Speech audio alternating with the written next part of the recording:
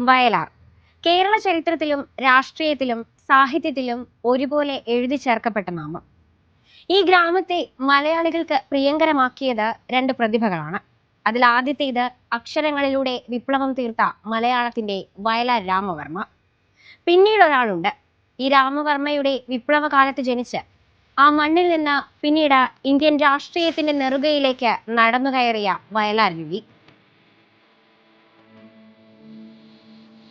1937 June 4 Alappuzha ജില്ലയിലെ വയലാറിൽ ജനിച്ച് പിന്നീട് കേരളം കണ്ട ശക്തരായ കോൺഗ്രസ് നേതാക്കളിൽ ഒരാളായി മാറിയ വയലാർ രവി വിദ്യാർത്ഥി പ്രസ്ഥാനത്തിലൂടെ രാഷ്ട്രീയത്തിലേക്ക് കടന്നു വന്ന പിന്നീട് ഇന്ത്യൻ നാഷണൽ കോൺഗ്രസിന്റെ വലിയ ശക്തിയായി മാറിയ അദ്ദേഹത്തെക്കുറിച്ചാണ് ഇന്ന് അഴിമുഖം നിങ്ങളുമായി സംസാരിക്കുന്നത്.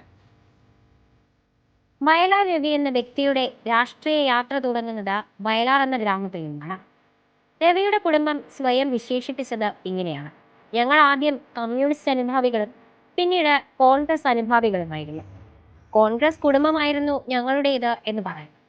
അച്ഛൻ കോൺഗ്രസ് നേതാവും സഹകരണ പ്രസ്ഥാനത്തിന്റെ ആദ്യകാല നേതാക്കളിൽ ഒരാളുമായ NK കൃഷ്ണൻ. അമ്മ മഹിളാ കോൺഗ്രസ് അധ്യക്ഷയായിരുന്ന ദേവകി. SNDP താലൂക്ക് പ്രസിഡന്റ് കൂടിയായിരുന്നു പിൽക്കാലത്ത് അച്ഛൻ. വയലാറിൽ രണ്ട് പ്രമുഖ ഈഴവ കുടുംബങ്ങളാണ് ഉണ്ടായിരുന്നത്. ഒന്ന് ചന്ദ്രപ്പന്റെ കുടുംബം, മറ്റൊന്ന് വയലാർ രവിയുടെ കുടുംബം. ഒന്ന് കമ്മ്യൂണിസ്റ്റും മറ്റേത് കോൺഗ്രസും. രാഷ്ട്രീയം രണ്ടായിരുന്നെങ്കിലും ഇവർക്കിടയിൽ സൗഹൃദത്തിന് അതൊരു പ്രശ്നമേ ആയിരുന്നില്ല. കോൺഗ്രസ് പ്രസ്ഥാനത്തിന്റെ മുൻനിരയിലേക്ക് അദ്ദേഹം പിന്നീട് വന്നുവെങ്കിലും വയലാർ രവിയുടെ ബാല്യം തുടങ്ങുന്നത് തികച്ചും വിപ്ലവകരമായ ഒരു അന്തരീക്ഷത്തിലായിരുന്നു. വയലാറിൽ അറിയപ്പെടുന്ന ഒരു കമ്മ്യൂണിസ്റ്റ് കുടുംബമായിരുന്നു അവരുടേത്. സ്വാതന്ത്ര്യ സമരത്തിന്റെയും കമ്മ്യൂണിസ്റ്റ് പ്രസ്ഥാനത്തിന്റെയും തീക്ഷ്ണമായ കാലഘട്ടം. സാക്ഷാൽ AKGയെ പോലുള്ള നേതാക്കൾക്ക് ഒളിവിൽ താമസിക്കാൻ സൗകര്യമൊരുക്കിയത് അദ്ദേഹത്തിന്റെ ബന്ധുവീടുകളിലായിരുന്നു. R സുഗതൻ, CG സദാശിവൻ തുടങ്ങിയ അന്നത്തെ പ്രസിദ്ധരായ കമ്മ്യൂണിസ്റ്റ് നേതാക്കളെല്ലാം അവരുടെ കൊച്ചു വീട്ടിലെ നിത്യസന്ദർശകരായിരുന്നു. മിക്കവാറും ദിവസങ്ങളിൽ അദ്ദേഹത്തിന്റെ അമ്മാവൻ G സുകുമാരൻ അടക്കമുള്ളവരുടെ നേതൃത്വത്തിൽ വീട്ടിൽ തീവ്രമായ രാഷ്ട്രീയ ചർച്ചകളും സംവാദങ്ങളും നടക്കുമായിരുന്നു.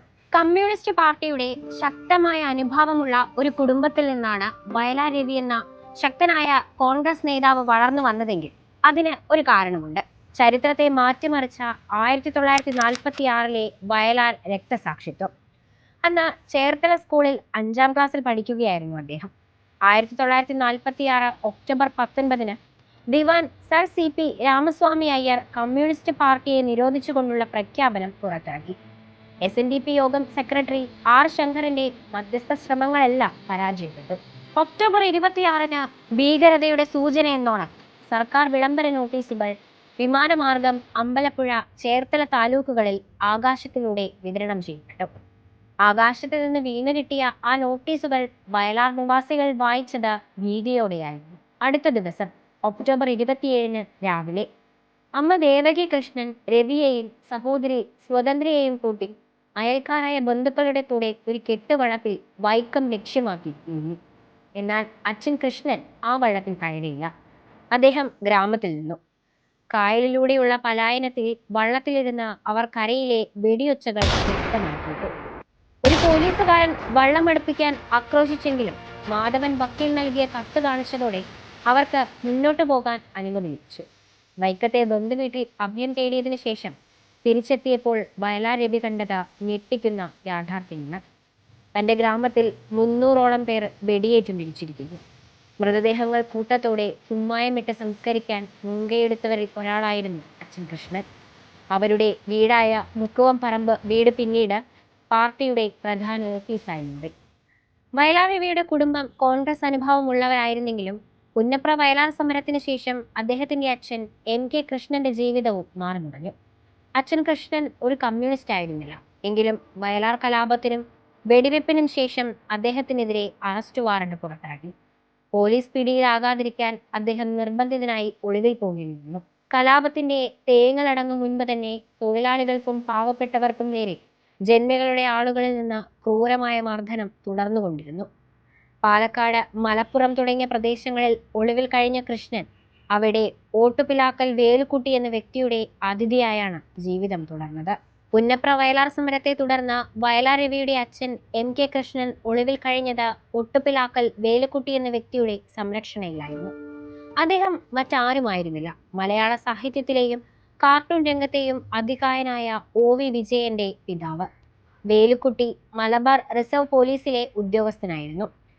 പിൽക്കാലത്ത് ഇന്ത്യയുടെ രാഷ്ട്രീയ ഭൂപടത്തിൽ തന്റേതായ ഇടം നേടിയ രണ്ട് മഹാപ്രതിഭകളുടെ അച്ഛന്മാർ തമ്മിലുണ്ടായിരുന്ന ആഴത്തിലുള്ള സൗഹൃദത്തിന്റെ സാക്ഷ്യമായിരുന്നു ഈ ഒളിവിലെ താമസം.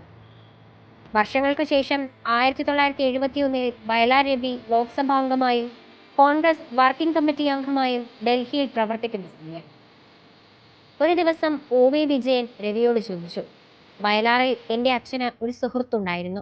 പേര് MK കൃഷ്ണൻ. അറിയുമോ അദ്ദേഹത്തെ?" മറുപടി രവിയുടെ ചിരിയിലൊതുങ്ങി. "അതെന്റെ അച്ഛനാണ്." വയലാർ രവിയുടെ അച്ഛൻ MK കൃഷ്ണൻ ഒളിവിൽ പോയതിന് കാരണമായ രാഷ്ട്രീയ സാഹചര്യങ്ങൾ അമ്മ ദേവകി കൃഷ്ണന്റെ നിലപാടുകളിലും ശക്തമായ സ്വാധീനം ചെലുത്തിയിരുന്നു. ദേവകി കൃഷ്ണന് കമ്മ്യൂണിസ്റ്റ് അനുഭവം ഉണ്ടായിരുന്നു. ഉത്തരം അവരുടെ ധീരമായ സാമൂഹിക നിലപാടുകളുണ്ട്. താഴ്ന്ന ജാതിക്കാരെ തെങ്ങിൽ പിടിച്ചുകെട്ടി തല്ലുന്ന ജന്മികളുടെ ക്രൂരതകളെ അമ്മ ദേവകി കൃഷ്ണൻ പലപ്പോഴും ചോദ്യം ചെയ്ത് രംഗത്ത് വന്നു. നിയമപഠനം കഴിഞ്ഞെത്തിയ KR ഗൗരിയമ്മയുടെ ശക്തമായ പിന്തുണയും സഹകരണവും ഈ വിഷയങ്ങളിൽ അവർക്ക് ലഭിച്ചിരുന്നു. വയലാർ രക്തസാക്ഷിത്വത്തിന്റെ 1-ാം വാർഷികം രഹസ്യമായി രാത്രിയിലാണ് ആചരിച്ചത്. കുമാരപ്പണിക്കർ ഒളിവിലും R സുഭരൻ അടക്കമുള്ളവർ ജയിലിലുമായിരുന്നു ആ സമയത്ത്.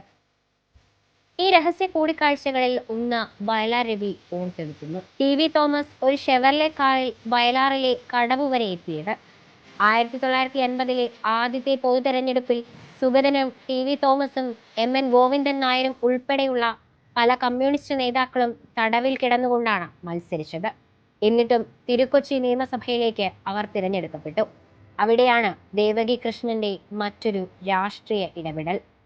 ജന്മിയായിരുന്ന അന്ത്രപ്പേർക്കെതിരെ മത്സരിക്കാൻ KR ഗൗരിയമ്മയെ നിർബന്ധിച്ച് കമ്മ്യൂണിസ്റ്റ് സ്ഥാനാർത്ഥിയാക്കിയത് എൻ്റെ അമ്മ ദേവകി കൃഷ്ണനായിരുന്നു എന്ന് വയലാർ രവി സാക്ഷ്യപ്പെടുന്നു. നിർഭാഗ്യവശാൽ ഗൗരിയമ്മ ആ തിരഞ്ഞെടുപ്പിൽ പരാജയപ്പെട്ടു. കമ്മ്യൂണിസ്റ്റ് നേതാക്കൾക്ക് അഭയം നൽകിയിരുന്ന കുടുംബമായിരുന്നു വയലാർ രവിയുടേതെങ്കിലും ആ ഗതി പെട്ടെന്ന് മാറിമറിഞ്ഞു. അമ്മ ദേവകി കൃഷ്ണൻ കമ്മ്യൂണിസ്റ്റ് അനുഭവം പൂർണ്ണമായും ഉപേക്ഷിച്ചു. അവർ പിന്നീട് മഹിളാ കോൺഗ്രസ് നേതാവായി മാറി. കോൺഗ്രസ് ആശയങ്ങളോടും പ്രസ്ഥാനത്തോടും അവർ അചഞ്ചലമായ കൂറു പുലർത്തി. വയലാറിൽ അവരുടെ വീടിനു ചുറ്റിനും കമ്മ്യൂണിസ്റ്റ് അനുഭാവികളായിരുന്നു. അതുകൊണ്ട് തന്നെ ഏത് കമ്മ്യൂണിസ്റ്റ് ജാഥയും അവരുടെ വീടിന് മുന്നിലൂടെ കടന്നു പോകുമായിരുന്നു. ജാഥ വീടിന് മുന്നിലെത്തുമ്പോൾ മുദ്രാവാക്യം വിളിയുടെ ശക്തിയും കൂടും, ജാഥയുടെ വേഗത കുറയും. ഈ വെല്ലുവിളിക്ക് ദേവകി കൃഷ്ണൻ മറുപടി നൽകിയത് ധീരമായ ഒരു പ്രതിഷേധത്തിലൂടെയാണ്. അമ്മ വീട്ടിലുണ്ടെങ്കിൽ അവർ പുറത്തു വന്ന് കരിങ്കൊടി കാണിച്ച് തന്റെ ശക്തമായ പ്രതിഷേധം രേഖപ്പെടുത്തും. പക്ഷേ രാഷ്ട്രീയ വൈര്യം അവരുടെ വ്യക്തിബന്ധങ്ങൾക്ക് തടസ്സമായില്ല. വയലാർ രവി ഓർക്കുന്നു, പരസ്പരം ബഹുമാനമുണ്ടായിരുന്നു. ഏതു സഹായത്തിനും അവർ ഒന്നിക്കുമായിരുന്നു. വയലാർ രവിയുടെ ജീവിതയാത്രയോടൊപ്പമുള്ള അഴിമുഖത്തിന്റെ യാത്ര ഇവിടെ അവസാനിക്കുന്നില്ല. വീണ്ടും അടുത്ത ഭാഗത്തേക്ക് കാണാം.